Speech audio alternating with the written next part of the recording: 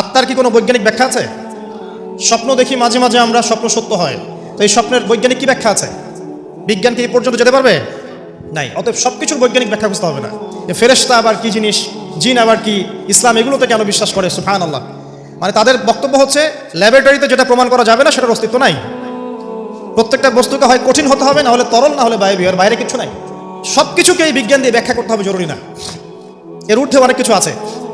এর জ্ঞান, এর শেষ সীমা থেকে আল্লাহ পাকের জ্ঞান শুরু হয়। অতএব এটাকে চূড়ান্ত জ্ঞানের মানদণ্ড মনে করার কোনো কারণ নাই। আমাদের মধ্যে একটা শিরকি আকীদা ঢুকে গেছে এখন। এটা একটা শিরকি আকীদা। সেটা হচ্ছে যে কোনো বিষয় যদি বৈজ্ঞানিকভাবে প্রমাণিত না হয়, কোরআন সুন্নাহয় থাকলেও মনে করি এটার অস্তিত্ব নাই। এটা আমাদের সাইকোলজিক্যাল সমস্যা। এখন এই জেনারেশনের বেশি সমস্যা, কারণ তারা পড়াশোনা করতে করতে মনে করছে সব কিছুকেই বিজ্ঞান দিয়ে প্রমাণ করতে হবে। তুমি তো তোমার আত্মাকেই প্রমাণ করতে পারবে না। একটা মানুষ হাঁটছে রাস্তা দিয়ে, পড়ে গেল, ডেড। এরকম হচ্ছে না? তাহলে কি এমন ছিল তার দেহের মধ্যে, বের হয়ে চলে গেল, সে ডেড? বলবে হৃদযন্ত্রের ক্রিয়া বন্ধ হয়ে মারা গেছে। তো ক্রিয়াটা বন্ধ হলো কিভাবে? কে হুকুম করলো? কার আদেশে বন্ধ হলো? কে নিয়ে গেল রুহটা, আত্মাটা? তো এগুলো তো ব্যাখ্যা করতে পারবে না। সো এই কনসেপ্ট থেকে বের হয়ে আসতে হবে যে প্রত্যেকটা বিষয় বিজ্ঞান দিয়ে প্রমাণ হলে পরেই বিশ্বাস করবো, না হলে করবো না। এটা ঠিক নয়। কোরআন এবং সুন্নাহ যা আছে এটা চূড়ান্ত। এর বাইরে যা আছে এটা যদি কোরআন সুন্নাহর সাথে মিলে যায় আমরা গ্রহণ করবো, কোনো সমস্যা নেই। কিন্তু না মিললে আমরা কোশ্চিন কালো সেটা মানতে রাজি নই। নবী সাল্লাল্লাহু আলাইহি ওয়াসাল্লাম বলেছেন, নবী সাল্লাল্লাহু আলাইহি ওয়াসাল্লামের প্রতি দরুদ পাঠ করা হলে এই দরুদগুলো সংগ্রহ করার জন্য এক শ্রেণীর ফেরেশতা আছে, স্পেশাল ফেরেশতা, মালায়েকা। আর আমাদের সায়েন্স অবশ্য মালায়েকায় বিশ্বাস করে না, তারা জিন জাতিতেও বিশ্বাস করে না। যদিও বা অনেক তত্ত্ব উপাত্তর সাথে জিনের সম্পর্ক আছে। এটা আবার কেমন কথা? এটাও কোরআনেই আছে যে দুনিয়াতে যে ব্যক্তি শয়তান, মানুষ শয়তান, তার সাথে জিন শয়তানের যোগাযোগ থাকে। বিশ্বাস করে না? দুনিয়াতে যে ব্যক্তি মানুষ শয়তান, তার সাথে জিন শয়তানের যোগাযোগ থাকে।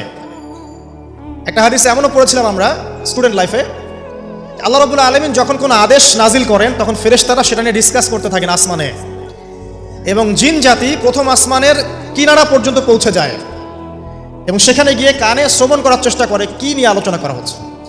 যদি কোনো একটা সংবাদ তাদের কান পর্যন্ত চলে আসে, তাদেরকে বিতাড়িত করার জন্য আল্লাহ রাব্বুল আলামিন উল্কাপিণ্ড ছোড়েন। ওখানকার ফেরেশতারা আছেন, তারা অগ্নিশিখা নির্বাপন করেন। সূরা সফফাতের প্রথম দিকে পড়ে দেখবেন। এই জিন দুনিয়াতে যে কবিরাজ বা তান্ত্রিক বা জাদুকরের আন্ডারে আছে, সে এসে তাকে জানিয়ে দেয় এই হতে যাচ্ছে। তখন সেই তান্ত্রিক এই সত্যটার সাথে আরও 100টা মিথ্যা জড়িয়ে জনগণকে বিভ্রান্ত করে। তখন তার কথা ফলে যায়, মানুষ মনে করে যে তান্ত্রিক অনেক বড় কিছু হয়ে গেছে। তো এগুলো সবই ফিতনা। যাই হোক, এই জিনের ব্যাখ্যা কিন্তু আমরা করতে পারছি না বিজ্ঞান দিয়ে। আমরা আত্মা কাকে বলে জানি না। আত্মার কি কোনো বৈজ্ঞানিক ব্যাখ্যা আছে? স্বপ্ন দেখি মাঝে মাঝে আমরা, স্বপ্ন সত্য হয়। অনেক সময় অনেকের স্বপ্ন সত্য হয়, কোরআন তার সাক্ষী। অনেক সময় অমুসলিমের স্বপ্ন সত্যি হতে পারে, কোরআন তার সাক্ষী। ইউসুফ আলাইহিস সালাম জেলখানায়, মনে আছে? দুজন ব্যক্তি স্বপ্ন দেখলেন, একজন শরাব পান করাচ্ছেন মনিবকে, আরেকজনের মাথার মধ্যে রুটি, এখান থেকে পাখি রুটি খেয়ে চলে যাচ্ছে। এই দুজন ব্যক্তি কিন্তু মুসলিম নন। তারপরে ইউসুফ আলাইহিস সালাম বললেন, একজন নিষ্কৃতি পাবে এবং তার মালিককে সে শরাব পরিবেশন করবে, সে মুক্ত হয়ে যাবে সামনেই, অচিরেই। আরেকজন ব্যক্তি তোমাকে শুলদণ্ড দেওয়া হবে, তোমার মাথার মধ্যে যে মগজ আছে এটা পাখি এসে খেয়ে ফেলবে। কুদি আলামর, এটা হয়ে গেছে, এটা আল্লাহর পক্ষ থেকে ফয়সালা। তাহলে এই স্বপ্ন মিথ্যা ছিল না সত্য? তো এই স্বপ্নের বৈজ্ঞানিক কি ব্যাখ্যা আছে? বিজ্ঞান কি এই পর্যন্ত যেতে পারবে? নাই। অতএব সব কিছুর বৈজ্ঞানিক ব্যাখ্যা বুঝতে হবে না। নবী সাল্লাল্লাহু আলাইহি ওয়াসাল্লাম বলেছেন, নবী সাল্লাল্লাহু আলাইহি ওয়াসাল্লামের প্রতি দরুদ পাঠ করা হলে এই দরুদগুলো সংগ্রহ করার জন্য এক শ্রেণীর ফেরেশতা আছেন, স্পেশাল ফেরেশতা, মালায়েকা। আর আমাদের সায়েন্স অবশ্য মালায়েকায় বিশ্বাস করে না, তারা জিন জাতিতেও বিশ্বাস করে না। নবী করিম সাল্লাল্লাহু আলাইহি ওয়াসাল্লাম বলেছেন এক শ্রেণীর স্পেশাল ফেরেশতা আছেন যারা দরুদগুলোকে সংরক্ষণ করেন। আমরা যে কথাগুলো বলছি রেকর্ড হয়ে যাচ্ছে না? আজকে থেকে 100 বছর 200 বছর আগে মানুষ এটা কল্পনা করতে পারতো? আমরা এখন যেখানেই মুভ করছি, সিসি ক্যামেরা, ভিডিও, এটা সেটা, স্যাটেলাইট, এগুলো আছে না? আজকে থেকে 300 বছর আগে মানুষ এগুলো বিশ্বাস করতে পারতো?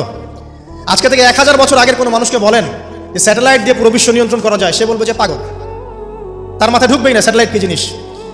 ঠিক একইভাবে আল্লাহ পাকের জ্ঞান হচ্ছে লক্ষ কোটি কোটি বছর আগের, চির নতুন, চির প্রাচীন, চির আধুনিক। এই জ্ঞানের ঊর্ধ্বে কারো জ্ঞান নয়। আসুন, নবী করিম সাল্লাল্লাহু আলাইহি ওয়াসাল্লাম বলেছেন এক শ্রেণীর স্পেশাল ফেরেশতা আছেন, মালায়েকা, নূরের তৈরি, আলোর তৈরি, আলো দিয়ে তৈরি, নূর দিয়ে তৈরি, যারা নিঃসন্দেহে আলোর বেগের চেয়ে বেশি বেগে ভ্রমণ করতে পারেন, নিঃসন্দেহে। আচ্ছা, তো তারা স্পেশালি এই দরুদগুলোকে সংগ্রহ করেন দরুদ এবং সালাম এটাকে সংগ্রহ করেন, করে নবী সাল্লাল্লাহু আলাইহি ওয়াসাল্লাম পর্যন্ত পৌঁছে দেন। এরপর আল্লাহ রাব্বুল আলামিন আল্লাহ সুবহানাহু ওয়া তাআলার ইচ্ছায় নবী করিম সাল্লাল্লাহু আলাইহি ওয়াসাল্লাম এর জবাব দিয়ে থাকেন। একটু চিন্তা করেন যে আপনি মনে করেন আল্লাহ রাসূল সাল্লাল্লাহু আলাইহি ওয়াসাল্লামের দরজায় দাঁড়িয়ে আছেন, কথার কথা মনে করেন যে তিনি জীবিত আছেন, কথার কথা আপনি তার বাড়ি চেনেন, তার বাসায় গেলেন, গিয়ে নক করলেন, গিয়ে নক করে বললেন আসসালামু আলাইকুম। এবার নবী সাল্লাল্লাহু আলাইহি ওয়াসাল্লাম ভিতর থেকে আপনাকে বললেন, কথার কথা ধরে নেন যে ওয়ালাইকুম আসসালাম। এর অর্থ কি? ওয়ালাইকুম আসসালাম অর্থ কি? আপনার উপরেও শান্তি বর্ষিত হোক। আচ্ছা, আবার মনে করেন আপনি বাসার ভিতরে আছেন, আপনার বাসায় নবীজি এসেছেন সাল্লাল্লাহু আলাইহি ওয়াসাল্লাম, কথার কথা। এবার তিনি আপনার দরজায় নক করছেন, নক করে বলছেন আসসালামু আলাইক, তোমার উপর শান্তি বর্ষিত হোক। তো নবী সাল্লাল্লাহু আলাইহি ওয়াসাল্লামের এই যে দোয়া, তোমার উপরে শান্তি বর্ষিত হোক, এটা যে যত বেশি পাবে তার জীবনটা তত সুন্দর হবে না? অতএব যে ব্যক্তি যত বেশি দরুদ পাঠ করবে, যত বেশি সালাত প্রদান করবে নবী সাল্লাল্লাহু আলাইহি ওয়াসাল্লামকে, ইনশাআল্লাহ তাআলা সে সচ্ছল হবে, টেনশন ফ্রি থাকবে, সুখের শান্তিতে পৃথিবীতে বসবাস করবে ইনশাআল্লাহ। আর সুখ বলতে আমি শুধুমাত্র চাকচিক্য বোঝাচ্ছি না, বাড়ি গাড়ি স্ট্যাটাস বোঝাচ্ছি না। সুখী হওয়ার জন্য টাকা যথেষ্ট না। অনেক সময় দেখবেন কোটিপতি মানুষ সুখী নয়, একজন ভ্যান চালক সুখী। সুখ টাকা দিয়ে কেনা যায়? সুখ বলতে মনের সুখকে বোঝানো হচ্ছে। আল্লাহ পাক আমাদেরকে বোঝার তৌফিক দান করুন। আমি যেটা বলতে চাচ্ছিলাম, জুমার দিনে বেশি থেকে বেশি নবীর উপর দরুদ পাঠ করতে হবে। কোন দরুদ পাঠ করব? একটা সংক্ষিপ্ত দরুদ আছে, পড়তে পারি আল্লাহুম্মা সাল্লি ওয়া সাল্লিম আলা নবিয়িনা মুহাম্মদ, এটা পড়তে পারি। আরেকটা আছে আল্লাহুম্মা সাল্লি আলা মুহাম্মাদিন ওয়া সাল্লিম, এটা সংক্ষিপ্ত। আর যদি আপনার সামনে নবীর নাম উচ্চারণ করা হয় বলবেন সাল্লাল্লাহু আলাইহি ওয়াসাল্লাম। অথবা সবচেয়ে সেরা দরুদ হচ্ছে দরুদ ইব্রাহিম, আল্লাহুম্মা সাল্লি আলা মুহাম্মদ ওয়া আলা আলি মুহাম্মদ কামা সাল্লাইতা আলা ইব্রাহিম ওয়া আলা আলি ইব্রাহিম ইন্নাকা হামিদুম মাজিদ। আল্লাহুম্মা বারিক আলা মুহাম্মদ ওয়া আলা আলি মুহাম্মদ কামা বারাকতা আলা ইব্রাহিম ওয়া আলা আলি ইব্রাহিম ইন্নাকা হামিদুম মাজিদ। এটা প্রথম আমল, জুমার দিনে করবেন। এছাড়া প্রত্যেক দিন সকালে 10 বার এবং সন্ধ্যায় 10 বার করে দরুদ পড়বেন। তাহলে কি হবে? ইনশাআল্লাহ তাআলা আপনি, আমি, আমরা সবাই কিয়ামতের মাঠে নবী সাল্লাল্লাহু আলাইহি ওয়াসাল্লামের সুপারিশ পেয়ে যাব ইনশাআল্লাহ। সুপারিশ সম্পর্কে একটা হাদিস শুনিয়ে দেই, যথেষ্ট হবে ইনশাআল্লাহ। নবী সাল্লাল্লাহু আলাইহি ওয়াসাল্লাম বলেছেন, আমার উম্মতের যে ব্যক্তি, যে কোনো ব্যক্তি, নারী পুরুষ, সাদা কালো, বাঙালি, পাকিস্তানি, আফগান, সিরিয়ান, যেখানকার মানুষ হোক না কেন, যে কোনো ব্যক্তি, সে যদি শিরিক না করে মারা যায়, আল্লাহর সাথে শিরিক করে নাই, এই অবস্থায় মারা গেছে, নবী সাল্লাল্লাহু আলাইহি ওয়াসাল্লামের সুপারিশ তার উপর ওয়াজিব হবে ইনশাআল্লাহ। ইনশাআল্লাহ সে জান্নাতে যাবে যদি শিরিক না করে মারা যায়। অন্য যে কোনো পাপ আল্লাহ যাকে ইচ্ছা মাফ করতে পারে।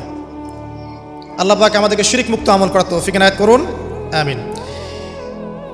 জুমার দিনে দ্বিতীয় আমল হচ্ছে আপনাকে সূরা কাহফ তেলাওয়াত করতে হবে।